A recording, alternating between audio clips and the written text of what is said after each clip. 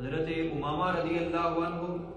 آپ روایت کرتے ہیں کہ رسول اللہ صلی اللہ علیہ وسلم نے ارشاد فرمایا، جو شخص ہر نماز کے بعد آیت الکرسی پڑھے گا تو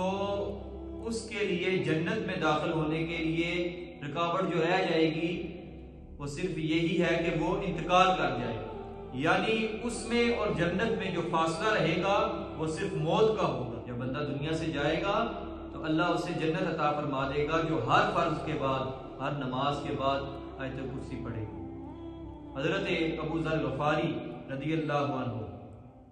آپ روایت کرتے ہیں کہ رسول اللہ صلی اللہ علیہ وآلہ وسلم نے ارشاد فرمایا، کچھ کلمات ایسے ہیں جو شخص ہر نماز کے بعد 100 مرتبہ پڑھ لے۔ کچھ کلمات ایسے ہیں جو بندہ ہر نماز کے بعد 100 مرتبہ پڑھ لیتا ہے، حضور فرماتے ہیں اگرچہ اس کے گناہ سمندر کی جاگ کے برابر بھی ہوں تو اللہ ان سب گناہوں کو معاف فرما دیتا ہے۔ فرمایا کہ وہ کلمات یہ ہے، اللہ اکبر، سبحان اللہ والحمد للہ، لا الہ الا اللہ وحدہ لا شریک لہ، لا حول ولا قوة الا باللہ۔